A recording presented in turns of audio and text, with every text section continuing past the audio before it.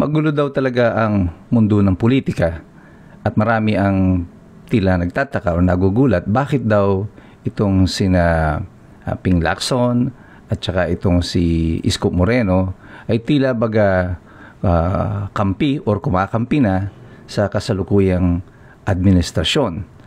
Ang tanong dyan ay dapat nyo nga bang ikagulat ito? Totoo bang pumihit sila o dati na silang nandyan? Yan po ay ang pag-usapan natin sa araw na ito. Ito po muli si Attorney Mike Operario. Noon pong April 17, 2022, mga 2 linggo, 3 linggo na lang bago ang halalan ng pagkapangulo noong 2022, mayroong isang kakaibang nangyari sa mundo ng politika ng Pilipinas. Ito ay biglang nagpatawag ng isang press conference. Itong si Isko Moreno, kasama si Ping Lacson, si Tito Soto at ilan pang mga kandidato ng pagka-presidente. Although binanggit nila si Manny Pacquiao, hindi naman dumalo doon sa press conference na yon na isinagawa nila Isko Moreno, si Manny Pacquiao, at hindi rin siya lumabas sa ano pa mga sumunod na press release nitong grupo na ito. Bakit kakaiba itong nangyari nito sa politika?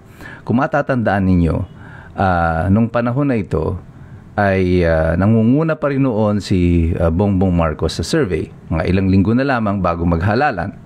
Subalit ang kampo ni Leni Robredo ay pumipick up sa survey at umaabot na siya ng nasa mga 15 up to 16% noon ng botante na di umano ay tila boboto sa kanya. Subalit medyo malayo pa rin ang pagitan nila ni Bongbong Marcos.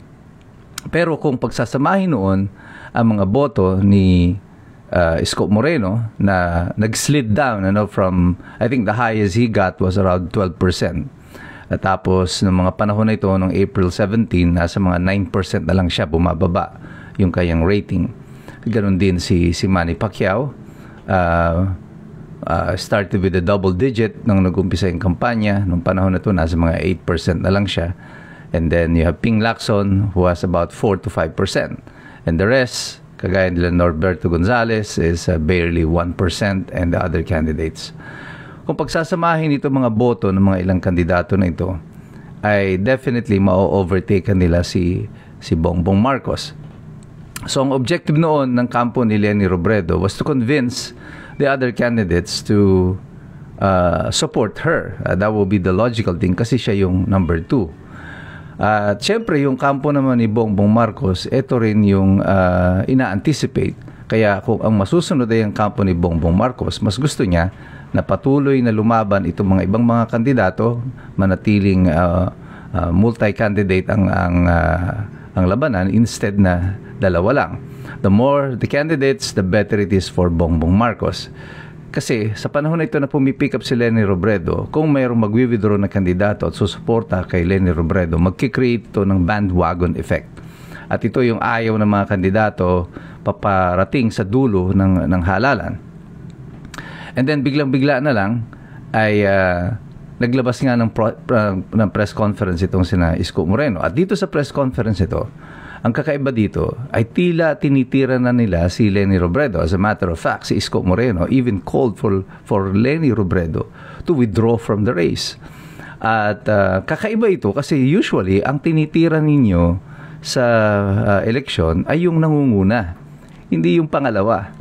Ngayon ka lang nakakita ng presidential election dito na pinagtutuunan ng pansin ng ibang mga kandidato ay yung pangalawang kandidato, yung number 2 doon sa survey.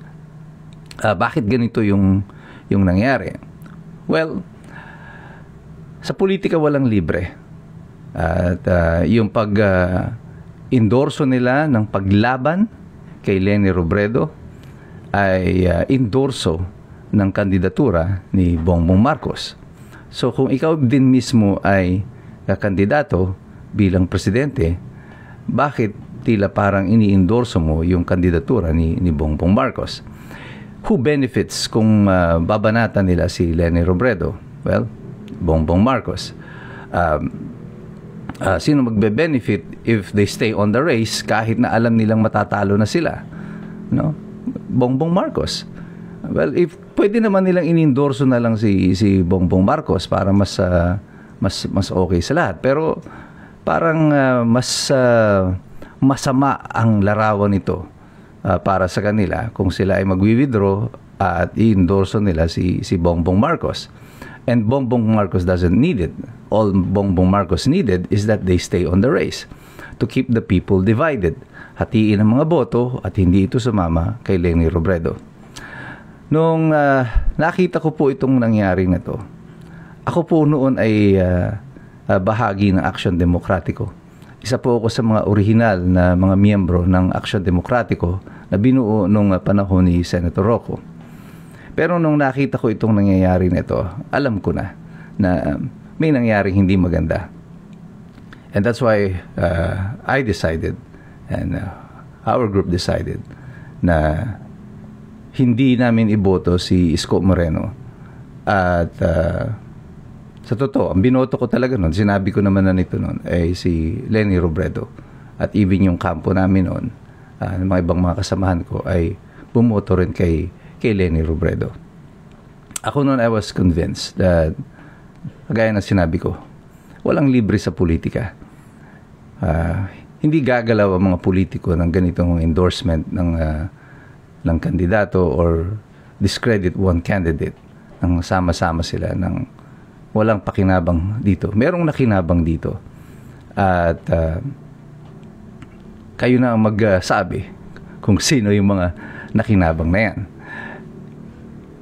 Sa kasalukuyang larawan ng politika, kung babalikan nyo yung nangyari noong April 17, 2022, maintindihan ninyo na hindi nagsipagbago ang posisyon ng mga kandidato nito. They have always been there.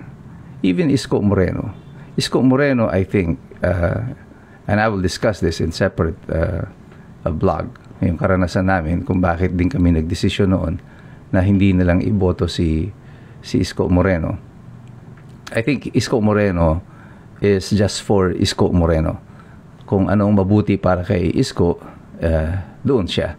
Hindi yun tungkol doon sa partido, hindi ito tungkol doon sa prinsipyo yung kanilang pinaninindigan. At nung nakausap ko siyang personal noon, nung presidential election, nung dumalaw sila dito sa Mariveles, and totoo, nabuo yung aking sapantaha na totoo nga ang aking iniisip na this campaign is not about Aksyon Demokratiko, na this is about Isko Moreno. Hindi ito tungkol doon sa mga prinsipyong pinanindigan noon ni Senator Raul Rocco. At sa kasalukuyan, nakikita natin na parang yung tila daw pagpihit ni Isko Moreno, well, papunta sa administrasyon. Well, sabi ko nga sa inyo, walang libre sa politika. There is no such thing as a free ride in politics.